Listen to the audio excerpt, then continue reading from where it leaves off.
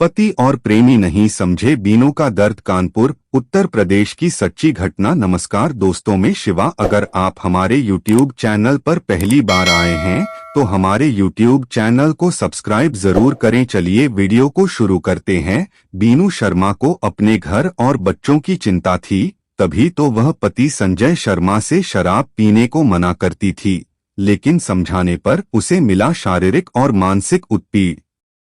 फिर बड़ी उम्मीद के साथ उसने देहरी लांघकर अनुज दुबे की तरफ कदम बढ़ाए। प्यार करते हुए उसको अपना सब कुछ समर्पित कर दिया। इसके बावजूद प्रेमी अनुज ने उसके साथ ऐसा छल किया कि अनुज दुबे बहुत बेचैन था। उसकी समझ में नहीं आ रहा था कि वह बेवफा प्रेमिका बीनू शर्मा का क्या करे, क्योंकि वह उससे दूरी बनाकर अशोक नाम के युवक के संपर्क में आ गई थी। इस बात को लेकर अनुज परेशान था। 11 मई 2025 की रात 9 बजे अनुज ने बीनू को कॉल लगाई और उसे बताया कि वह उससे मिलने आ रहा है। उसे कुछ जरूरी बात करनी है। बीनू इसका कुछ जवाब दे पाती उससे पहले ही अनुज ने फोन डिस्कनेक्ट कर दिया। लगभग 1 घंटा बाद रात 10 बजे अनुज बीनू के घर आ गया। उस समय बीनू के बच्चे कमरे के बाहर बरामदे में तख्त पर सो रहे थे और पति संजय शर्मा काम पर गया था। संजय शर्मा एक होटल में काम करता था और रात 12 बजे के बाद ही घर लौटता था। अनुज ने कमरे में घुसते ही बीनू से कहा कि छत पर चलो, वहां एकांत में कुछ जरूरी बातें करनी है। इस पर बीनू ने पूछा कि छत पर ही क्यों? कमरे में बैठकर भी तो बात कर सकते हैं। तब अनुज ने कहा कि यहाँ बच्चों के जाग जाने का खतरा है, वह उनकी बातों में खलल डाल सकते हैं। बीनू ने बुझे मन से अनुज की बात मान ली। फिर दोनों सीढ़ीपों से छत पर पहुंचे। वहां दोनों बैठकर बातें करने लगे। बातों ही बातों में अनुज ने बीनू के नए आशिक अशोक की चर्चा छेड़ दी। अशोक के नाम से बीनू भड़क गई और दोनों में गर्मागर्म बहस होने लगी। इसी बहस में अनुज को गुस्सा आ गया और उसने बीनू को दबोच लिया। फिर चाकू से उसके गले व सिर पर कई प्रहार किए, जिससे उसका गला कट गया और खून बहने लगा। सिर से भी खून की धार बह निकली। कुछ देर तड़पने के बाद बीनू ने दम तोड़ दिया। प्रेमिका बीनू की हत्या करने के बाद अनुज ने उसके शव को छत से नीचे खंडहर में फेंक दिया। इसके बाद अनुज ने बीनू का मोबाइल फोन अपने कब्जे में किया और चाकू को साथ लेकर फरार हो गया। इधर रात 12 बजे के बाद संजय शर्मा होटल से घर आया। उस समय वह नशे में था। उसने एक नजर तख्त पर सो रहे बच्चों पर तो डाली, लेकिन पत्नी बीनू की तरफ उसका ध्यान ही नहीं गया। फिर वह चारपाई पर पसर गया। सुबह 7 बजे बीनू की 10 वर्षीय बेटी जागी तो उसने देखा कि पापा तो चारपाई पर सो रहे हैं, लेकिन मम्मी कमरे में नहीं है। उसने तब अपने छोटे भाई शुभ को जगाया और मम्मी की तलाश में जुट गई। दोनों ने घर का कोना कोना छान मारा, लेकिन मम्मी कहीं नहीं दिखी। बेटी ने सोचा कि मम्मी गर्मी के कारण कहीं छत पर तो सोने नहीं चली गई। भाई को साथ लेकर वह छत पर पहुंची। छत पर खून फैला देखकर दोनों घबरा गए। बेटी ने छत के नीचे झांक कर देखा तो मकान के पिछवाड़े खंडहर में उसे एक लाश दिखी। बेटी को समझते देर नहीं लगी कि लाश उसकी मम्मी की है। दोनों भाई बहन रोने लगे। रोते हुए दोनों ज्योति शुक्ला के कमरे में पहुंचे। ज्योति भी इसी मकान में किराएदार थी और भूतल पर अपने पति सौरभ शुक्ला के साथ रहती थी। बीनू के बच्चे ज्योति को मौसी कहकर बुलाते थे। सुबह सुबह किराएदार के बच्चों को रोते देखकर मकान मालिक ज्योति ने पूछा, क्या बात है बच्चों, तुम दोनों रो क्यों रहे हो? क्या पापा ने मम्मी को मारा पीटा है? पापा तो सो रहे हैं, लेकिन मम्मी घर में नहीं है। छत पर खून फैला है और मकान के पीछे खंडहर में एक लाश पड़ी है। लगता है किसी ने छत पर मम्मी की हत्या कर दी और लाश को छत से नीचे फेंक दिया है। बच्ची की बात सुनकर ज्योति शुक्ला घबरा गई। उसने दोनों बच्चों को पुचकारा, फिर बच्ची के पापा संजय शर्मा को झकझोर कर जगाया। इसके बाद ज्योति शुक्ला अपने पति सौरभ व बीनू के पति संजय के साथ मकान के पिछवाड़े पहुंची, जहां लाश पड़ी थी। लाश देखते ही सभी के मुंह से चीख निकल पड़ी, क्योंकि वह लाश संजय शर्मा की पत्नी बीनू शर्मा की ही थी। ज्योति शुक्ला ने सूचना थाना चौबेपुर पुलिस को दी। सूचना के मुताबिक हत्या की यह घटना कानपुर जिले के चौबेपुर कस्बा के ब्रह्मनगर मोहल्ले में घटित हुई थी। थाना चौबेपुर के एसएचओ राजेंद्र कांत शुक्ला सूचना मिलते ही सहयोगी पुलिसकर्मियों के साथ घटनास्थल पर पहुंच गए। उनकी सूचना पर डीसीपी वेस्ट दिनेश चंद्र त्रिपाठी तथा एसीपी अमरनाथ यादव भी मौके वारदात पर आ गए। पुलिस अधिकारियों ने फोरेंसिक टीम को भी बुलवा लिया। पुलिस अधिकारियों ने जांच शुरू की तो पता चला कि मृतका का नाम बीनू शर्मा है, जो इस मकान में अपने पति संजय शर्मा व 3 बच्चों के साथ रहती थी। बीनू की हत्या किसी नुकीली चीज से गोदकर बड़ी बेरहमी से की गई थी। उसके गले व सिर पर गहरे घाव थे। हत्या छत पर की गई थी, फिर शव को छत से नीचे फेंका गया था। मृतका की उम्र 32 वर्ष के आसपास थी। मृतका का मोबाइल फोन भी गायब था। फोरेंसिक टीम ने भी छत से लेकर खंडहर तक बारीकी से जांच की और सबूत जुटाए। घटनास्थल पर मृतका की मां लक्ष्मी देवी भी मौजूद थी। वह बेटी के शव के पास सुबक रही थी।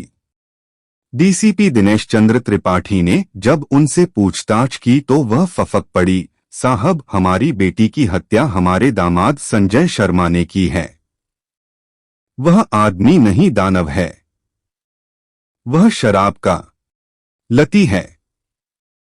मेरी बेटी को मारता पीटता था। उसकी प्रताड़ना से वह मायके आ जाती थी, लेकिन माफी मांगकर बेटी को साथ ले जाता था। बीती रात वह नशे में आया होगा, बेटी के टोकने पर मारा पीटा होगा और हत्या कर दी होगी। हुजूर, उसे गिरफ्तार कर लो। उसे फांसी से कम सजा नहीं मिलनी चाहिए। चूंकि लक्ष्मी के आरोप गंभीर थे, डीसीपी दिनेश चंद्र त्रिपाठी के आदेश पर मृतका बीनू के पति संजय शर्मा को इंस्पेक्टर राजेंद्र कांत शुक्ला ने हिरासत में ले लिया। फोरेंसिक टीम ने संजय शर्मा के कपड़ों व हाथों का बेंजाडीन टेस्ट किया तो खून के धब्बे पाए गए। सबूत मिलने पर उसे गिरफ्तार कर लिया गया। एसीपी अमरनाथ यादव ने मृतका की बेटी तथा किराएदार ज्योति शुक्ला से भी पूछताछ की। बेटी ने बताया कि बीती रात 8 बजे मम्मी ने खाना बनाया था, फिर हम सब ने खाना खाया। उसके बाद हम तीनों भाई बहन तख्त पर सो गए। सुबह आंखें खुली तो मम्मी घर में नहीं थी। हम उन्हें खोजते छत पर गए, वहां खून फैला था। छत से नीचे झांका तो खंडहर में मम्मी की लाश पड़ी थी। हमने ज्योति मौसी को बताया। मौसी ने पापा को जगाया और पुलिस को सूचना दी। मम्मी की हत्या किसने की, उसे इस बारे में कुछ भी नहीं पता। किराएदार ज्योति शुक्ला ने बताया कि संजय अपनी पत्नी बीनू को प्रताड़ित करता था। कभी कभी उसकी चीखें कानों में पड़ती थीं, तो वह उसे बचाने उसके कमरे में जाती थी और संजय को डांटती थी। लेकिन संजय बीनू की हत्या कर देगा, ऐसा उसने कभी नहीं सोचा था। आज सुबह बच्चे रोते हुए आए थे और मम्मी की हत्या की बात बताई थी। उसके बाद वह उनके साथ गई थी, फिर पुलिस को सूचित किया था। घटनास्थल का निरीक्षण और पूछताछ के बाद पुलिस अधिकारियों ने मृतका के शव को पोस्टमार्टम हेतु जिला अस्पताल माती भिजवा दिया। संजय शर्मा को थाना चौबेपुर लाया गया। थाने में जब पुलिस अधिकारियों ने संजय शर्मा से बीनू की हत्या के बारे में पूछताछ शुरू की तो संजय ने यह बात स्वीकार की कि वह बीनू को प्रताड़ित करता था, लेकिन इस बात से साफ इनकार कर दिया कि उसने बीनू की हत्या की है। पुलिस ने कई राउंड में संजय से पूछताछ की और हर हथकंडा अपनाया, लेकिन संजय ने बीनू की हत्या का जुर्म स्वीकार नहीं किया। हर राउंड की पूछताछ में संजय एक ही बात कहता कि उसने हत्या नहीं की। संजय शर्मा के खिलाफ हत्या के पर्याप्त सबूत थे। बेंजाडिन टेस्ट में भी हाथों व कपड़ों पर खून के सबूत मिले थे, लेकिन वह हत्या से इनकार कर रहा था। हालांकि अभी तक पुलिस आला कत्ल भी बरामद नहीं कर पाई थी, इसलिए पुलिस के मन में भी संदेह पैदा होने लगा था कि कहीं हत्यारा कोई और तो नहीं। इस संदेह को दूर करने के लिए डीसीपी दिनेश चंद्र त्रिपाठी ने एक बार फिर संजय से पूछताछ की। संजय, यदि तुमने बीनू की हत्या नहीं की तो तुम्हारे हाथों व कपड़ों पर खून के धब्बे कैसे पड़े? सर, सुबह मैं बीनू के शव के पास गया था, यह जानने के लिए कि कहीं उसकी सांसें चल तो नहीं रही हैं। इसी आस में हमने उसके शव को हिलाया डुलाया था, तभी हाथ व कपड़ों पर खून लग गया होगा। यही बेंजाडिन टेस्ट में आ गया। मैं निर्दोष हूं। तुम निर्दोष हो तो तुम्हारी पत्नी बीनू का हत्यारा कौन है? डीसीपी ने संजय से पूछा। सर, मैं यकीन के साथ तो नहीं कह सकता, लेकिन मुझे शक है कि बीनू की हत्या में अनुज दुबे का हाथ हो सकता है। यह अनुज दुबे कौन है? डीसीपी दिनेश चंद्र त्रिपाठी ने पूछा। सर, अनुज दुबे रौतेपुर गांव का रहने वाला है। किराएदार ज्योति शुक्ला का पति सौरभ शुक्ला भी रौतेपुर गांव का निवासी है। सौरभ और अनुज गहरे दोस्त हैं। अनुज का सौरभ के घर आना जाना था। सौरभ के घर आते जाते अनुज की बुरी नजर मेरी पत्नी पर पड़ी। उसने उसे प्रेमजाल में फंसा लिया। दोनों के बीच नाजायज रिश्ता बन गया।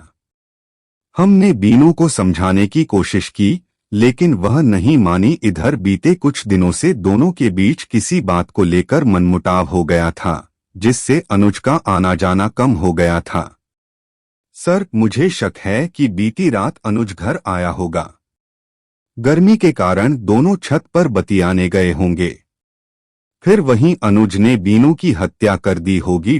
अनुज दुबे संदेह के घेरे में आया तो पुलिस ने उसके खिलाफ साक्ष्य जुटाने के लिए बीनू और अनुज दुबे के फोन नंबरों की कॉल डिटेल्स निकलवाई, जिससे पता चला कि बीनू के मोबाइल फोन पर अनुज की ही आखिरी कॉल रात 9 बजे आई थी।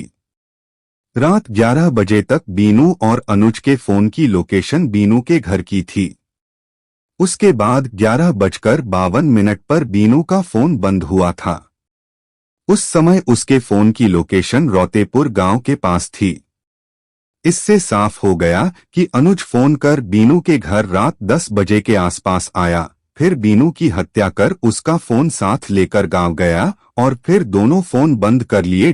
पुलिस अधिकारियों के आदेश पर एसएचओ राजेंद्र कांत शुक्ला ने 13 मई की सुबह अपनी टीम के साथ रौतेपुर गांव में अनुज के घर छापा मारा और अनुज को दबोच लिया।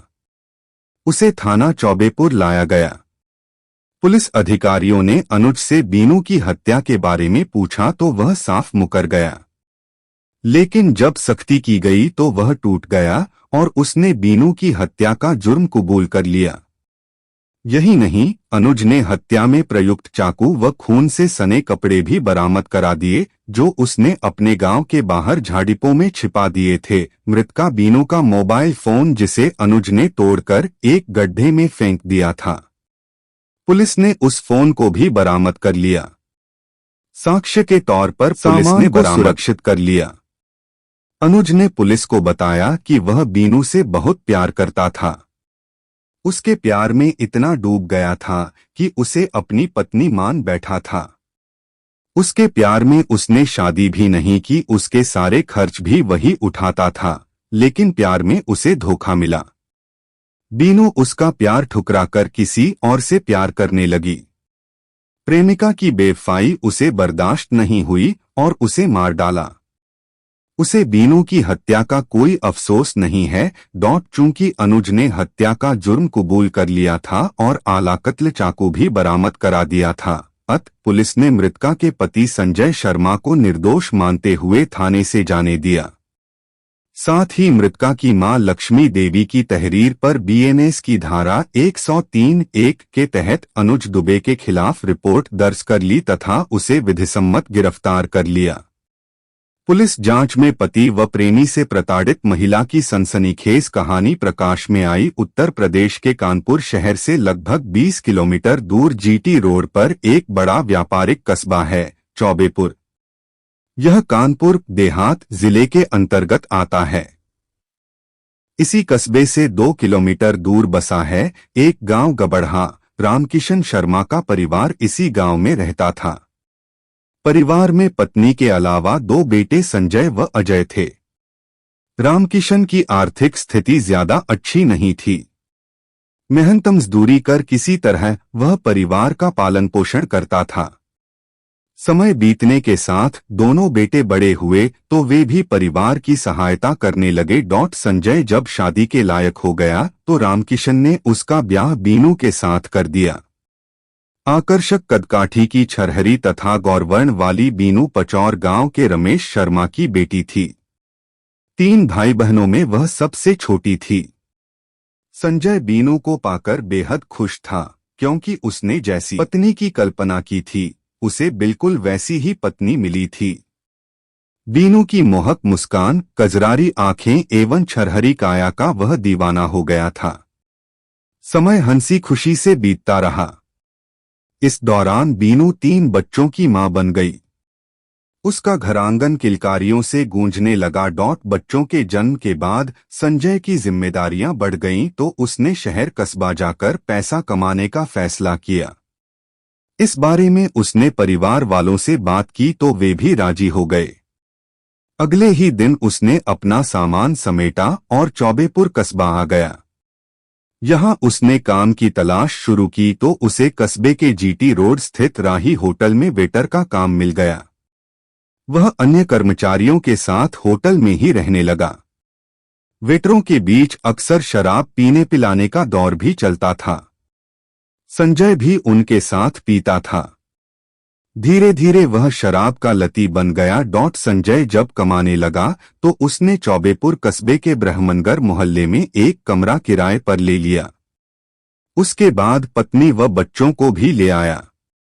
किराए के इस मकान में बीनू के 2 साल हंसी खुशी से बीते। उसके बाद दोनों के बीच तकरार होने लगी। तकरार का पहला कारण था संजय का शराब पीकर घर आना।